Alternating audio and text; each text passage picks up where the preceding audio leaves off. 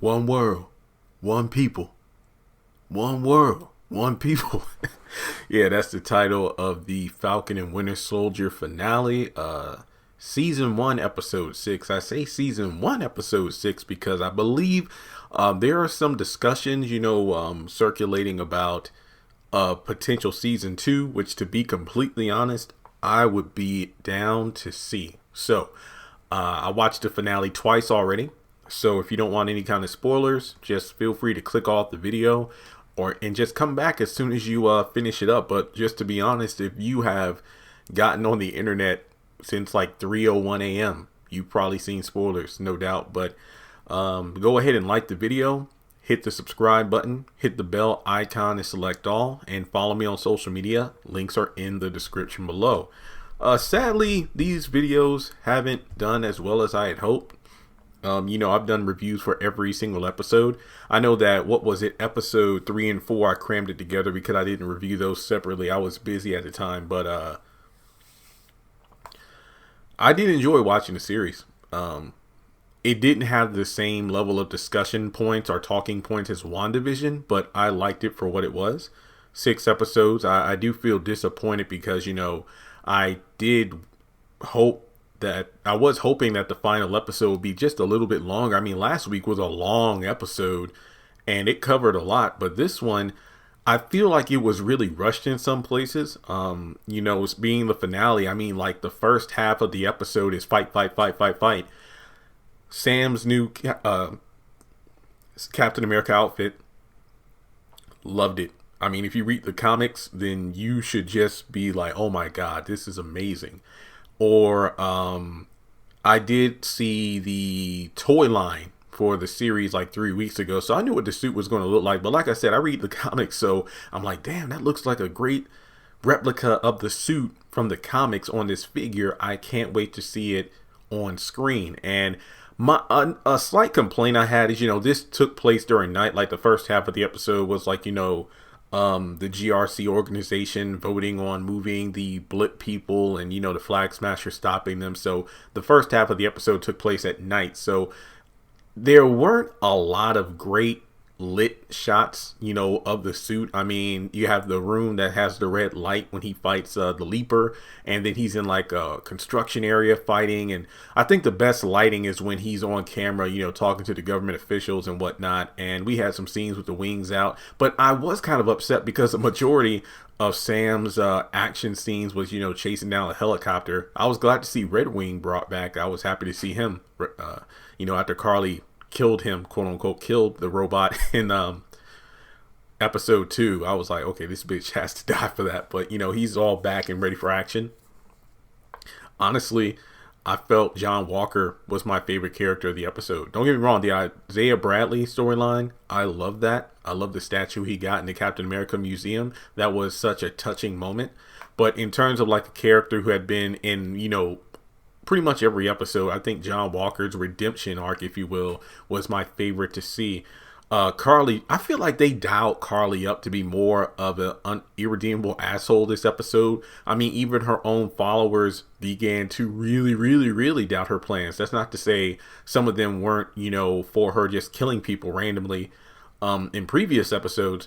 But in this one in particular, it's like, whoa, these government officials, they're supposed to be hostages for bargaining as opposed to just being killed. And she's like, well, we have to play the game this way. And I'm like, you're too far gone. I feel like the biggest detriment during the first half of the episode, in my opinion, was the fact that Sam was going too far trying to redeem this chick. It's like, I get it, talking to avoid more casualties, but at what point is enough? Even Sam is like, don't shoot, don't do it, Carly. It's like, what, 10 today, 100 tomorrow? And I'm like, well, Sam, if she had killed like 1,000 people by now, would you still be trying to redeem her? I'm not saying kill her, in cold blood or anything, but at the same time, John Walker, man, I mean, it wasn't a good look of how he killed that random flag smasher at the end of episode 4, but it's kind of like, if it was like behind the scenes and nobody got footage, I'm pretty sure the government wouldn't have cared.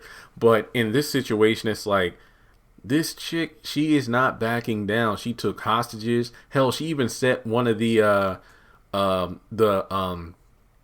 the trucks that had the people evacuating the building set on fire just as a distraction because Bucky had come in to fight the Flag Smashers off when they were trying to escape. So I just don't, and I don't look, the actress, I think she did a great job with the character for what they gave her. I just feel like I really wasn't resonating with the Carly character.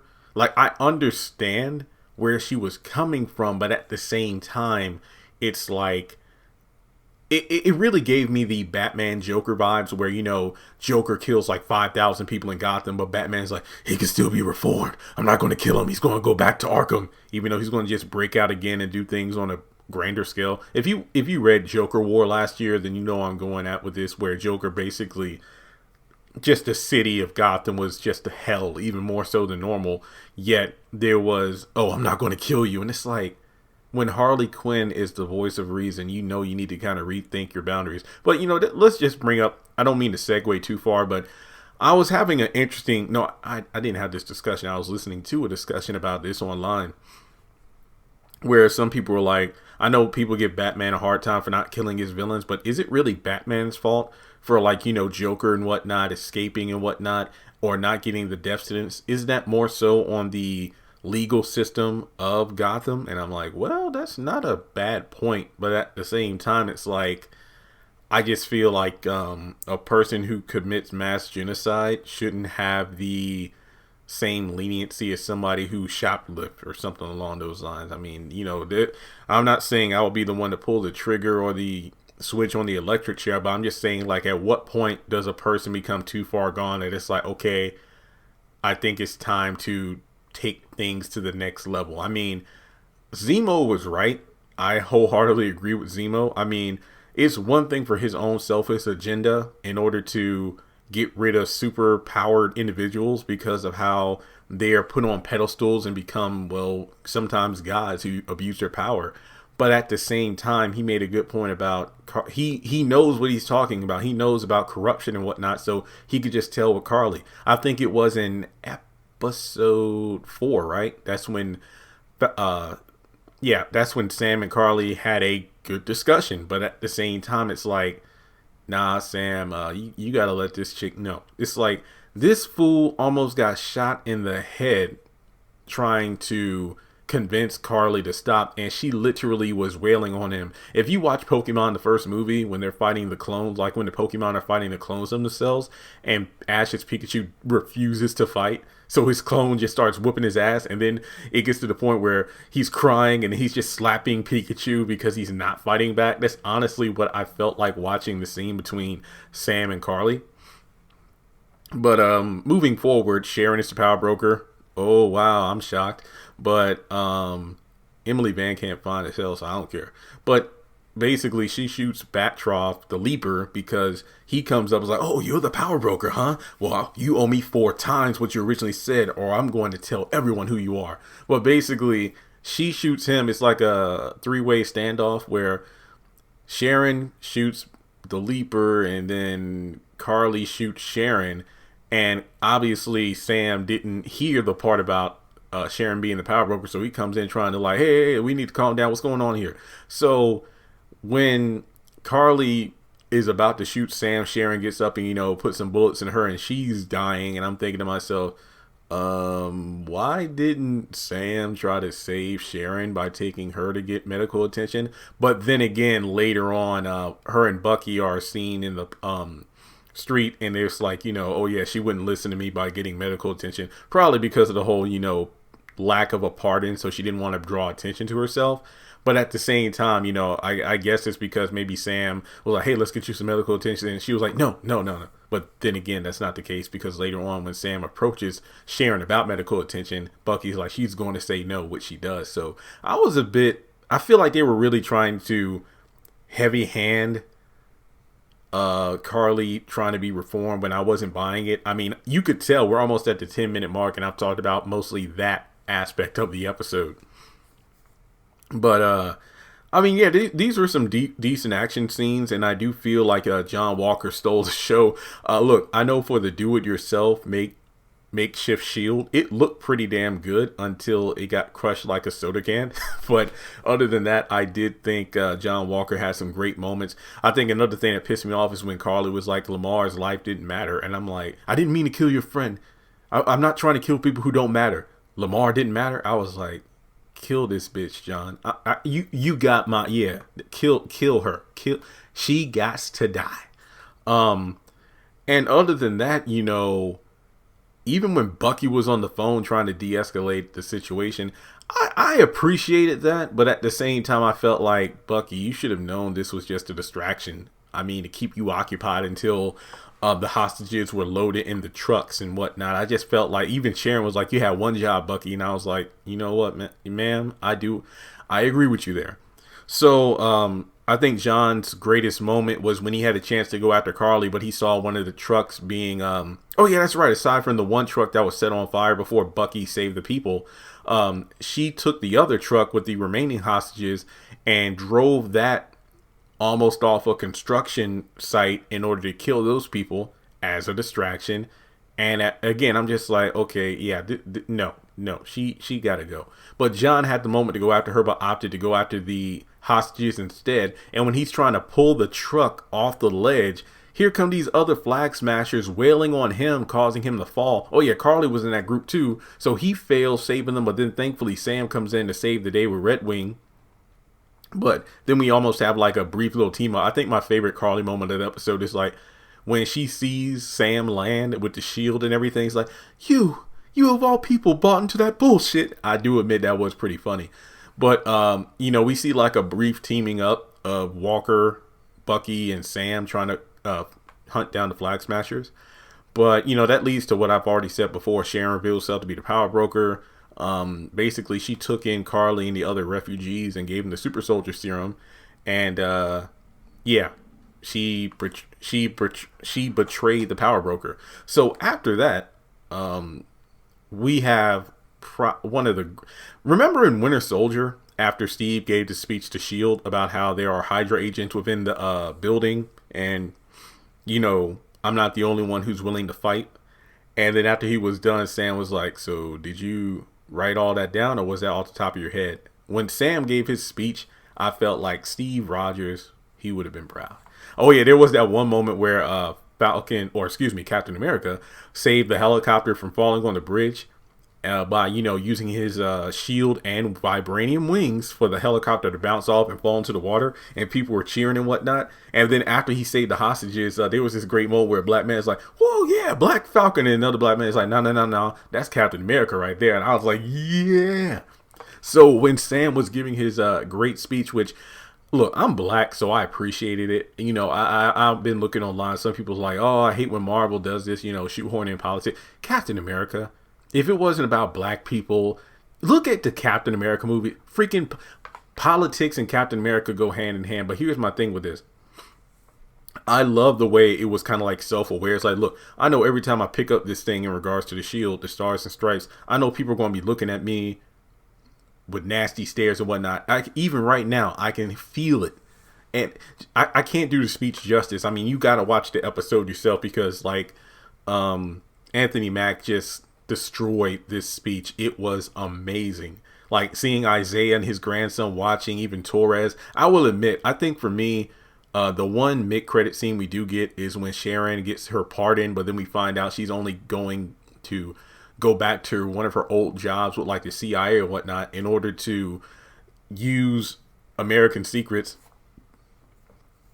as another way of making money, because at the power broker's like, hey, we might not have super soldiers, but I think I might have some viable information for, you know, potential buyers. But I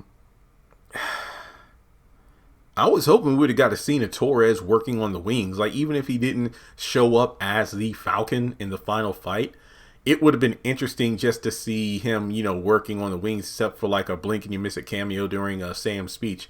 But yeah, Sam really laid it into those government officials. I mean, I have no critiques. I think the way he mentioned Carly in the speech, I will commend him for that, because he did make sense where Carly had a big following. Obviously, you people just never stop to ask, why is she doing what she's doing? It isn't just because she's getting in our way. It's like there has to be a reason that her and her followers were willing to die for what they believed in. So I love the speech. That was probably the highlight of it for me. The Isaiah Bradley scene where he gets his section in the Captain America Museum, beautiful. I love that scene, but I feel like Sam's speech, well, you could argue the Isaiah Bradley scene in the museum, that scene was like actions speak louder than words because there was barely any dialogue in that scene. But I just love that moment where he shook Sam's hand and, gave him a hug. I was like, But Sam's speech was one of my favorite MCU moments. It was just so damn good because unlike shows like, let's say, Supergirl on the CW, I don't feel like they were ramming, hitting me upside the head with a bat trying to get me to believe what I believe in terms of political. No, Sam was he was spitting facts, not just about black people, but people who aren't these heads of major corporations or companies, people who need help. Again, great scene. And I just love like the little nod, him and John Walker gave each other. It basically, John was understanding, this man's the new Captain America. And, him and Bucky have a great moment.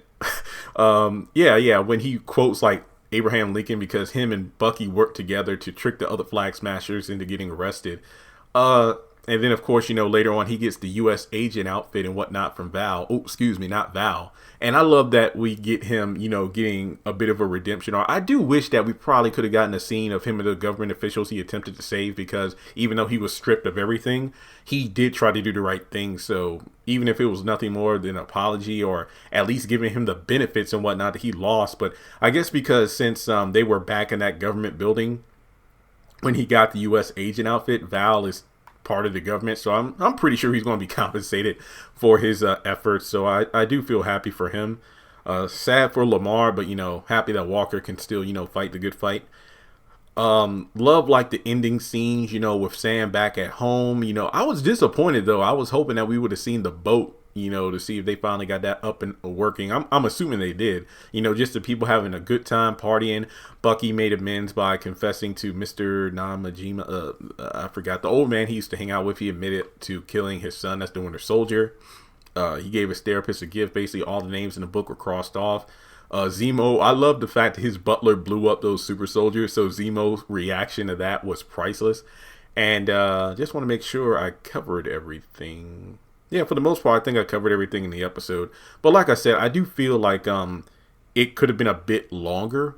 But at the same time, I just feel like the whole Carly redemption arc was like the weakest thing for me. I felt like it was what really held the first act of the episode up. But other than that, pretty damn good. Was it better than the WandaVision finale? I feel like this was probably better because the WandaVision finale had so many expectations that it unfortunately did not live up to. So I feel like this one really hammered home the story of, Sam coming up and, his talk with Isaiah about like, I'm not going to let anybody tell me I can't fight for the country. Like too many people that look like us, gave their lives, blood, sweat, and tears. So, I'm going to kind of, pick up where they left off and, do what I can. So this episode had its great moments. I mean, honestly, when I think about the action scenes, I'd probably prefer the opening scene of last episode where it was Bucky and Sam versus Walker as opposed to fighting the Flag Smashers. Because, there were some quips here and there. There were some good team up moments. But I think, even episode 1 where Falcon was saving that one U.S. soldier from the Leaper and the guys trying to take him, that was a great scene. This just felt a bit like a mess in regards to the Carly redemption thing. Like, no, she was too far gone at that point. But yeah, guys, thanks so much for tuning in. This was an interesting series. Apparently Loki, I honestly, I wasn't that interested in Loki in the series when I saw the trailer, but apparently that's not coming out till June. That's like 5, 6, 7 weeks away. So this is like my last MCU video for a while. Let me know what you think. Maybe I'll cover Loki. Probably not though, just because again, the views on these videos didn't do too well, but these are cool. I mean, you know me, I like watching other people talk about this stuff anyway.